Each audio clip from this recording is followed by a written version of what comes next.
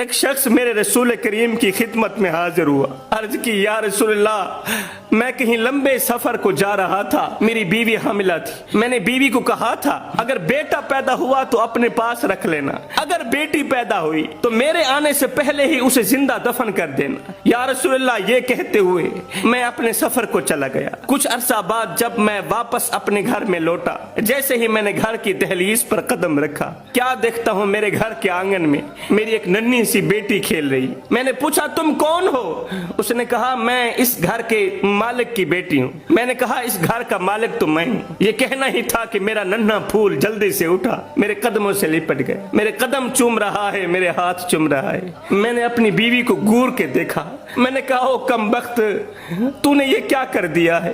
میں نے تجھے کہا نہیں تھا کہ اگر بیٹی پیدا ہو تو میرے آنے سے پہلے اسے زندہ دفن ہی کر دینا؟ تو نے تو معاشرے میں میری ناک کٹا کے رکھ دی، میں کسی کو منہ دکھانے کے قابل نہیں رہا۔ او میری عزت کو برباد کر دینے والی عورت، او کم بخت عورت بتا تو صحیح، تو نے میرے آنے سے پہلے اس سانپ کو زندہ دفن کیوں نہیں کیا تھا؟ کہنے لگا یا رسول اللہ میری بیٹی اپنے توتلے لہجے میں مجھ سے میٹھی میٹھی باتیں کرنے لگی، کہنے لگی ابا تو کہاں چلا گیا تھا؟ میں تو دروازے پر بیٹھی تیری راہیں تکتی رہتی تھی، تیرے راستے پر بیٹھی تیرا انتظار کرتی رہتی تھی کہ میرے بابا کب آئیں گے۔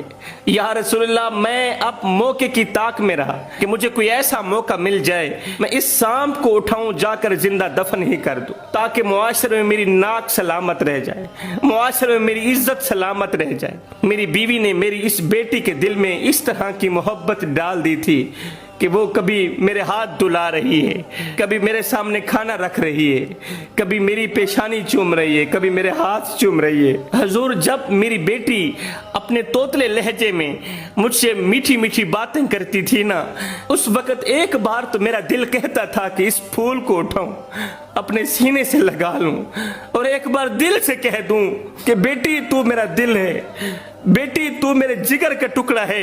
لیکن یا رسول اللہ میں مرتا کیا نہ کرتا جب زمانے کو دیکھتا تھا کہ زمانہ کیا کہے گا۔ حضور ایک دن میں نے موقع پا ہی لیا، میری بیوی کہیں گئی ہوئی تھی، میں نے کدال اٹھایا، کسولا اٹھایا، بیٹی کو اٹھایا کندھے پر بٹھایا، میں گھر سے باہر نکلا، میں ویرانے کی طرف چل پڑا۔ اب میرا ننھا پھول کندھے پر بیٹھا ہوا ہے، وہ کبھی میری پیشانی چومتی ہے، کبھی اپنے ننھے ہاتھ میرے بالوں کے اندر ڈالتی ہے اور محبت بھرے انداز میں کہتی ہے ابا جب تو گھر میں نہیں تھا نا میں آپ کی راہوں پر بیٹھی آپ کا انتظار کرتی رہتی تھی، لیکن یا رسول اللہ مجھے پھر بھی رحم نہ آیا، میرا دل پھر بھی نرم نہ ہوا۔